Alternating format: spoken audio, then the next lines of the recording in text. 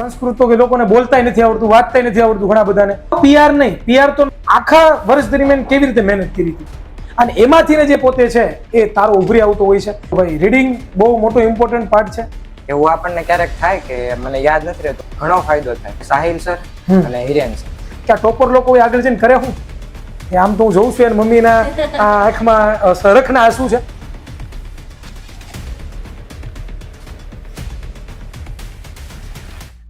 નમસ્કાર વિદ્યાર્થી મિત્રો, કેમ છો? મજામાં? વિદ્યાકુલ ગુજરાતી ઉપર આપ સર્વનું હાર્દિક સ્વાગત કરવામાં આવે છે. વિદ્યાર્થી મિત્રો, તાજેતરની અંદર જ ધોરણ 10 ની પરીક્ષા પૂર્ણ થઈ હતી અને ગુજરાત સરકારે આ વખતે વહેલા હાર છે એ રિઝલ્ટ પણ બહાર પાડી દીધા હતા અને ધોરણ 10 ના રિઝલ્ટ હજી તાજેતરની અંદર જ આવ્યા છે અને એમાં ઘણા બધા બાળકો એ છે એ પોતાના સપનાઓ સાકાર કર્યા છે, પોતાના માતા પિતાઓના સપનાઓ સાકાર કર્યા છે અને એવા જ એક વિદ્યાર્થી આપણી સાથે આજે છે.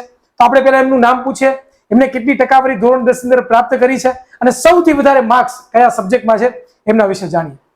તો જણાવો તમારું નામ, તમારા ટકા અને તમારા સૌથી વધારે માર્ક્સ કયા વિષયમાં છે.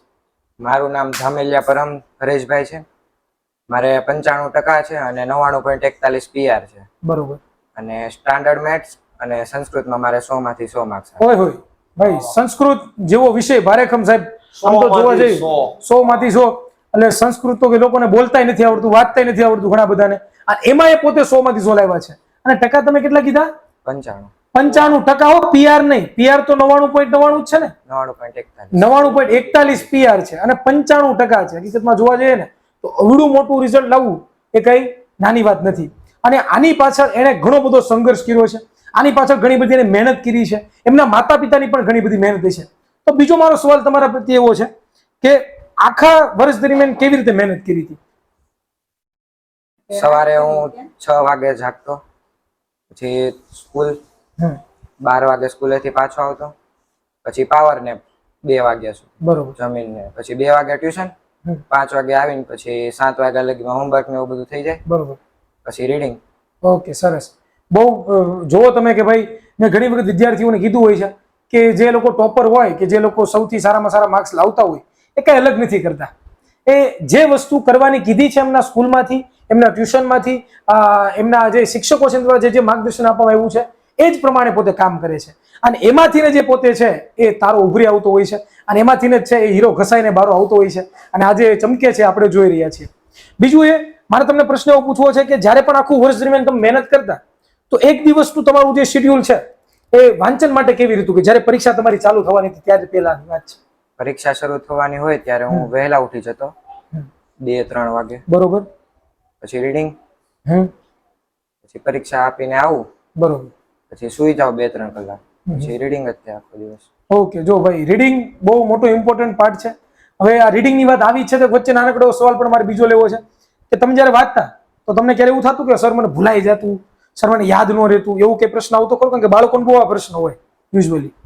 એવું આપણને ક્યારેક થાય કે મને યાદ નથી રહેતું, પણ આપણે એનું વારંવાર પુનરાવર્તન કરીએ ને તો યાદ રહી જાય. યસ, જો આ વસ્તુ બહુ સચોટ વસ્તુ છે ને આ મુદ્દા ઉપર ઘણું બધું ડિસ્કશન મેં બાળકો સાથે, તમારી સાથે પણ કર્યું છે કે રિવિઝન છે ને કોઈ પણ સક્સેસની કી છે. બરોબર, ચાવી છે ને રિવિઝન છે. એક ને એક વસ્તુ જેટલી વખત રિપીટેશન કરીએ એટલા આપણે છે આગળ વધીએ અને એટલી આપણે છે પ્રગતિ કરતા જઈએ અને આ પ્રમાણે પોતે રિઝલ્ટ પણ પોતે લાવ્યા છે. બીજું એ છે કે તમે તમારી સ્કૂલ તરફથી કેવો તમને સપોર્ટ મળ્યો આ જ્યારે પરીક્ષાની જર્ની તમે સ્ટાર્ટ કરી, ધોરણ 10 ની શરૂઆત કરી ત્યારથી? સ્કૂલ તરફથી પણ સારો સપોર્ટ હતો. ઓકે, તો એ શિક્ષકો અત્યારે યાદ આવે છે કે નથી આવતા કે આ શિક્ષકોને કારણે મારું સરસ મજાનું રિઝલ્ટ? કારણ કે એમનો રોલ બહુ વધારે છે સ્કૂલના શિક્ષકોનો. ત્યાર પછી મારે તમને એક બીજો સવાલ એવો પૂછવો છે કે વિદ્યાકુલમાં તમે જોડાયા તો કેવી રીતે ખબર પડી વિદ્યાકુલની કે વિદ્યાકુલની અંદર આવી રીતના લેક્ચર ચાલે છે એ, અને એની સાથે સાથે કે વિદ્યાકુલની અંદર જોડાયા તો શું શિક્ષકો સારું ભણાવે છે એમાં કે નથી ભણાવતા? વિદ્યાકુલમાં તો હું મારા ફ્રેન્ડ થ્રુ જોડાયો હતો. બરોબર. પછી મેં ટ્યુશનમાં મેં એડમિશન લઈ લીધું હતું એટલે વિદ્યાકુલમાં મેં એપ્લિકેશનમાં જોડાયો નહોતો. યુટ્યુબમાંથી જોતો હતો તો પણ ઘણો સપોર્ટ મળ્યો હતો યુટ્યુબમાંથી પણ. બરોબર. એટલે ઓનલી ફોર યુટ્યુબમાંથી પોતે ભણ્યા છે. બરોબર.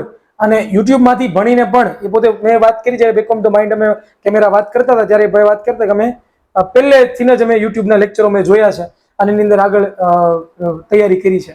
તો શું લાગે યુટ્યુબના લેક્ચરો જોવાથી કઈ ફાયદો થાય ખરો કે ન થાય? ઘણો ફાયદો થાય. તમને શું ફાયદો? જો તમને સ્કૂલે કઈ ટોપિક ન સમજાવ્યો તો ઘરે આવીને તમે યુટ્યુબમાં જોઈ શકો. જો આ વસ્તુ ઓનલાઈન સ્ટડીનો ફાયદો છે. ઘણા બધા બાળકો છે એ કહેતા હોય છે કે સર અમે ઓનલાઈન સ્ટડી કેવી રીતે કરવી, શું કામ કરવી? એ આ માટે કરવી કે તમે સ્કૂલે તો છો જ્યાં તમને અભ્યાસ તમને શિક્ષકો બહુ મસ્ત કરાવે છે અને તૈયારી પણ તમે જોરદાર કરો છો, પણ ઘરે ક્યારેક વાંચો છો, ઘરે ક્યારેક ડાઉટ થાય છે તો ડાઉટ ક્યાં સોલ્વ કરવાના, અને ઘરે શિક્ષકો ન પહોંચી શકે તો એમના માટે ઓનલાઈન મારફત થ્રુ છે એ તમે સ્ટડી કરી શકો છો અને અભ્યાસ કરી શકો છો, જે એમને જરૂરથી ફાયદો થયો છે.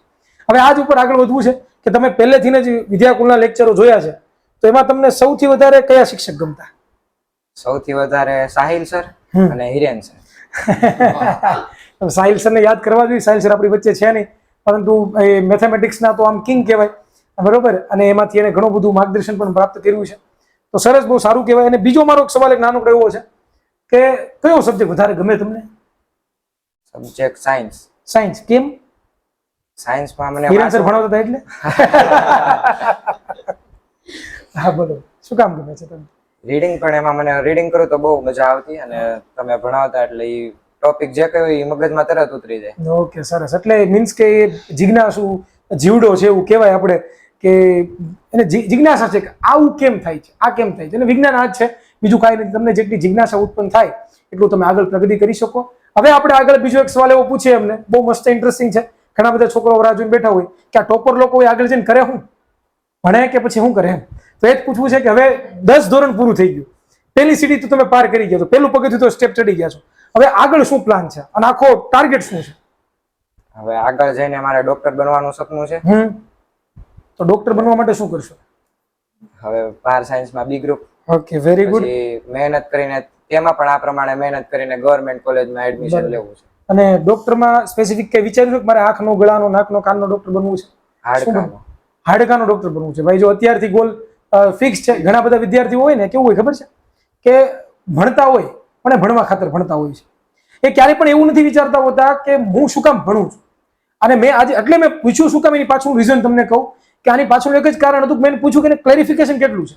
પોતાના ગોલ હોય ને, ગોલ, એમાં ક્લેરિફિકેશન મારે આ કરવું છે ને આટલા વર્ષ માટે મારે મહેનત કરવી પડશે અને આના કારણે હું અચીવ કરી શકીશ.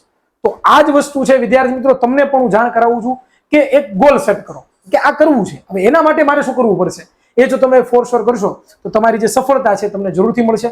અને ટૂંક જ સમયની અંદર તમે જે તમારા સપનાઓ જે મનની અંદર ધારેલા છે, તમારા માતા પિતાના જે સપનાઓ છે, એ જરૂરથી તમે છે એ સાકાર કરી શકશો. હવે માતા પિતાની વાત આવી છે તો માતા પિતાનો પણ બહુ મોટો રોલ હોય છે. અને એમ કહેવા જઈએ તો ઘણી વખત આપણે સાંભળતા હોઈએ છીએ કે પૃથ્વી ઉપર ભગવાન બધી જગ્યાએ પહોંચી નથી શકતો, એટલે એમણે માતા પિતાની રચના કરી છે. એમના મમ્મી આપણી સાથે છે, એમના કાકી આપણી સાથે છે, એમના ફઈ પણ આપણી સાથે છે, અને એમના બા, બરોબર, એમ તો વ્યાજ છે એટલે વધારે આજે રાજીપો પ્રાપ્ત થયો હોય છે. તો ખાસ કરીને ભાઈને જ સવાલ પહેલા પૂછીએ અને પછી એમના પેરેન્ટ્સ સવાલ પૂછીએ કે માતા પિતાનો રોલ શું તમારા જીવનમાં? માતા પિતાનો રોલ તો ખૂબ અગત્યનો છે ભાઈ. ખૂબ જ અગત્યનો છે. શું કામ? હું સવારે જાગતો ને તો અલાર્મ મૂકીને સૂતો તો ક્યારેક હું ન પણ જાગું તો એ મને જગાડતા. બરોબર. અને જયારે પરીક્ષા હોય તો 3-4 દિવસનો ઉજાગરો હોય, પછી ઊંઘ તો આવવાની જ છે. 100%. તો પછી ક્યારેક વાંચતા વાંચતા ઊંઘી ગયા હોય તો એ જગાડે. જો આ તો બહુ નાની વસ્તુ છે. એ ભાઈ ખાલી એટલું જ જોયું છે, પણ હું તમને કહું કે એક માના પેટની વેદના હોય ને, શું હોય કે મારું બાળક સર્વશ્રેષ્ઠ પરિણામ જાહેર પોતે લાવે, એના માટે એને ઘણા બધા સંઘર્ષો કર્યા છે, વહેલા ઉઠ્યા છે એમના માટે જમવાનું બનાવ્યું છે, એમની સાર સંભાળ રાખી છે, બીમાર ન પડે એના માટે પણ ઘણા બધા પુરુષ પ્રયત્નો કર્યા છે. એટલે એક જીવનમાં માતા પિતાનું મહત્વ બહુ છે, અને જો એ છે તો એ આપણા માટે બધું છે, સર્વસ્વ આપણું એ જ છે. હવે એની જ સાથે સાથે બીજો એક સવાલ ઇન્ટરેસ્ટિંગ છે, એવો છે કે માતા પિતાની તમે વાત કરી તો જ્યારે તમારું રિઝલ્ટ આવ્યું તો તમે તમારા મમ્મીને બતાવ્યું છે, તમે તમારા કાકીને બતાવ્યું છે, તમે તમારા ફઈને બારે બતાવ્યું છે, તેના આમ કેવો હરખ થયો તો, એમને કેવો આનંદ થયો તો, એ જરાક જણાવશો? એમના બા આપણી સાથે છે, બહુ ઉત્સાહી છે, તો શું એક્સપ્રેશન હતા મમ્મીના? બધા ખૂબ જ આનંદિત હતા. આનંદ. ઠેકડા મારતા હતા કે નહોતા મારતા? મારા જે અંકલ છે એના આંખમાં આંસુ પણ આવી ગયા હતા. બરોબર. અંકલ એટલે હરખના આંસુ છે. બરોબર. અને બહુ સરસ તમે મહેનત કરી છે એ બાબતે. હવે બહુ તમારો ગોલ પણ સારો છે, અચીવમેન્ટ પણ સારું છે. હવે આપણે એના પેરેન્ટ્સ પણ, એના મમ્મી પણ છે, એમની સાથે એના બા પણ છે, એમની સાથે આપણે થોડા ઘણા 2-3 સવાલો કરીએ, કારણ કે એનું બહુ મોટું યોગદાન છે. 100% મહેનત છોકરો કરે ને, એમાં 50% એમના માતા પિતાની મહેનત હોય છે. બરોબર. તો 2-3 નાનકડા એવા સવાલ તમને પૂછત કે અઘરા નહીં પૂછું કે ભાઈ સાયન્સ મેં કદો સવાલ બોલે એવું નહીં પૂછે. નોર્મલ સવાલો તમારા બાળકના જ છે. એમના મમ્મી છે આપણી સાથે, તેમના મમ્મીને એક ઇન્ટરેસ્ટિંગ સવાલ પૂછે કે આવડું સારું પરિણામ આવ્યું તો શું તમને લાગે છે કે એને મહેનત કરી પ્રમાણે પરિણામ મળ્યું છે? હા, અમને લાગે છે. એ આમ તો હું જોઉં છું એને મમ્મીના આંખમાં રખના આંસુ છે.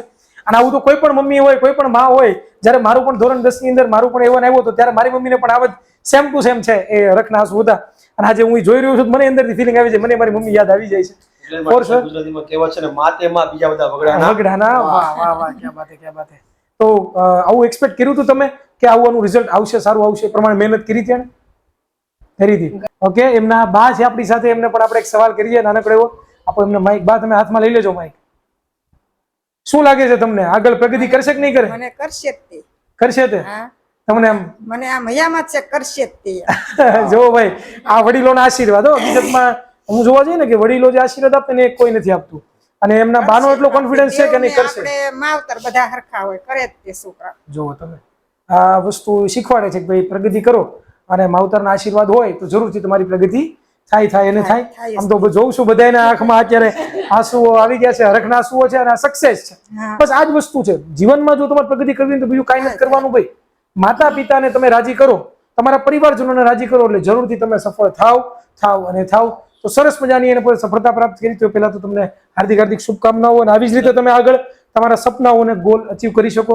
બીજું એ વિદ્યાર્થી મિત્રો કે ટૂંક જ સમયમાં 18 તારીખે સરસ મજાનું વિદ્યાર્થીઓનો સન્માન સમારોહ છે એ સુરતની અંદર છે, એ યોજાવા જઈ રહ્યો છે. બરોબર, ગુજરાતના ખૂણે ખૂણેથી જેટલા પણ ટોપરો છે, જેટલા પણ ધોરણ 10 ની અંદર વિદ્યાકુલમાંથી અભ્યાસ કરતા બધા બાળકો પધારવાના છે. તો એમની અંદર આપણે આ ભાઈને પણ ઇન્વિટેશન આપી દઈએ કે ભાઈ તમે આવજો, ફૂલ ફેમિલી સાથે બધાને ઇન્વિટેશન છે, આવવાનું છે. અને પધારશો તો ગમશે ને, ત્યાં પણ તમારો સન્માન સમારોહ રાખેલો છે. તો વિદ્યાર્થી મિત્રો, તમને પણ ઇન્વિટેશન આપવામાં આવે છે અને તમે પણ જરૂર જણાય તો પધારજો, બહુ જ મજા આવશે. સાથે મળીશું, તમારી સાથે સેલ્ફી લેવી છે, તમે જે મહેનત કરી છે એની સક્સેસ સ્ટોરી અમારે સાંભળવી છે. તો આવી જ રીતે છે એ આપણે ફરીવાર કોઈ નવા વિડીયોની અંદર નવી સ્ટોરી સાથે એક નવા જુસ્સા સાથે મળીશું. ત્યાં સુધી રજા આપશો. જય હિન્દ, જય ભારત, ભારત માતા કી જય. આવજો.